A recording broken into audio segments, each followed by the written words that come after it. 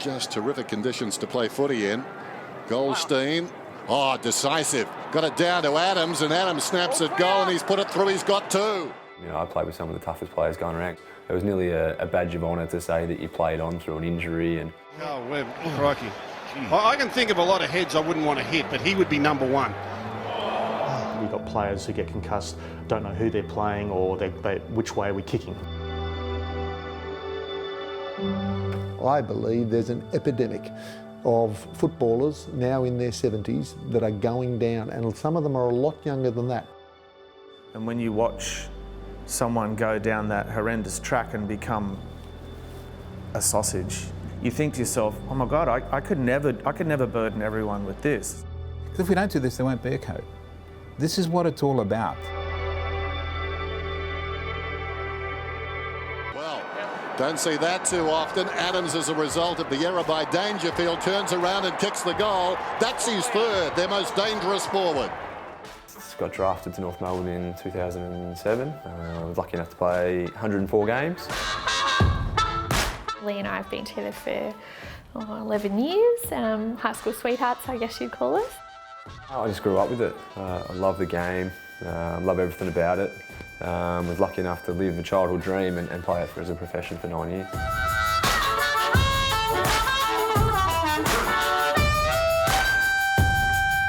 This looks like a head clash with the ground. I think he's been driven hard in the ground. Yeah, left shoulder and head, that's tough to take. Early on in your career, you probably tried to hide everything. Every sort of injury you had, you just wanted to stay out on the field. You know, didn't want to look weak or anything like that. It's a contact sport, and knocks to the head were probably a weekly occurrence. And occasionally, those knocks left Lee concussed. I likened it to feeling like you've had a hangover. I always felt really lethargic, headaches, not quite with it. I'd sit there being quite, oh God, please just get through the game. I didn't care about a win, a loss, a draw, like even if he got 3 touches, I didn't care as long as he got through healthy.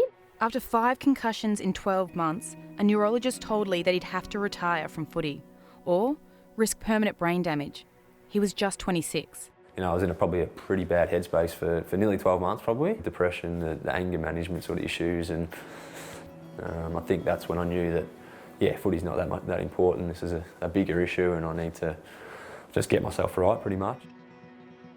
Football players have a lot of pressures on them. There's careers, there's contracts, there's expectations, there's their own personal pride.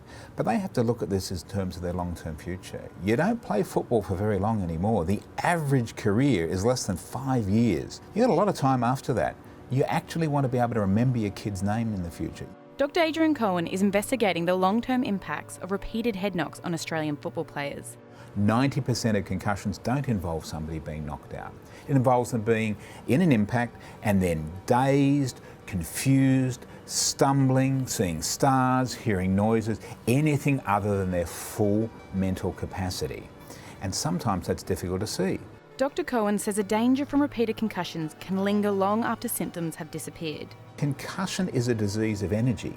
Every time there's a collision, every time you head the ball, you're actually transmitting force to the brain. Energy's being absorbed by the brain, and over time this builds up. CTE. CTE. It's a CTE. CTE.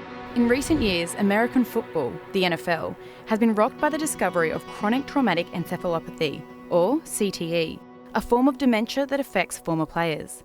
CTE is a degenerative disease that often develops in someone's 40s or 50s, although it has been seen in players as young as 18.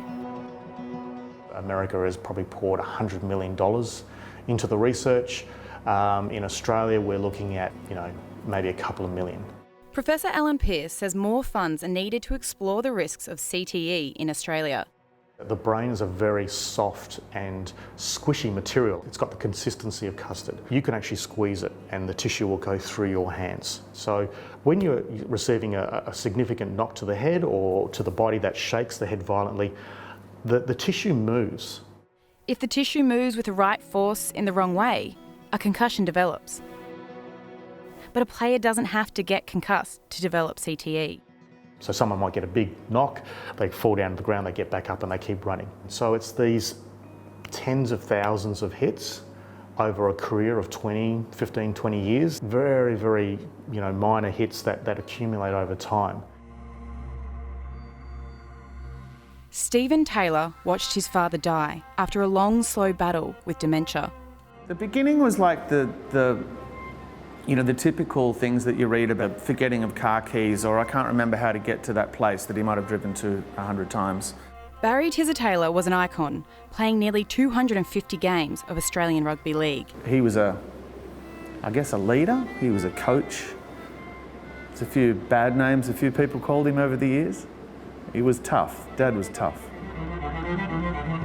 By the end, Barry was a shadow of his former self. He couldn't talk, really. I mean, he was sort of a little monosyllabic in the end, yes or no, good, bad. Just out of curiosity, I said to him one day, what's your name? And he looked at me and he went. Although doctors said it was Alzheimer's, Stephen suspected his dad's footy career was to blame. My generation, we were so naive to think that it only really counts if you're in a boxing ring, that if you get knocked out in football or you can take a few hits, it's no big deal. The brain doesn't know the difference.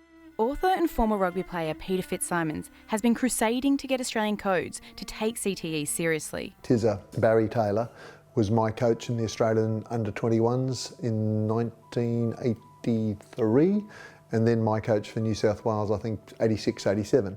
CTE can only be diagnosed post-mortem, and the only dedicated brain bank is in Boston. So when Peter heard of Tizza's decline, he pulled some strings. I made one phone call to Boston and they arranged for it to be done, for Barry's brain to be extracted.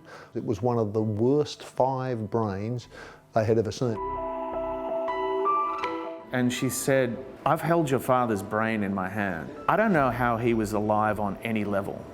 I can only imagine what you guys have gone through and what he went through.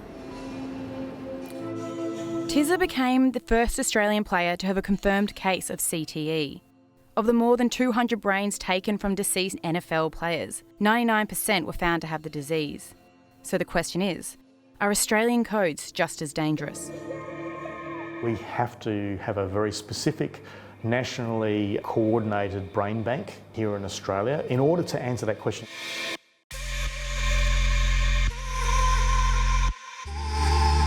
The games are definitely different, but the brains are not. So your brain doesn't care whether you're in a car accident, a front row of a football team, or whether you're skydiving.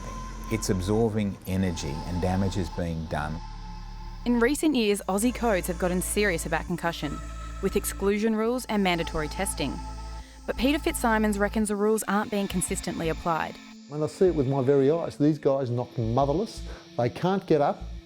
And, afterwards, what happened? Why did he go back out there? Oh, well, it proved not to be concussion. What the fuck was it? Was it flu?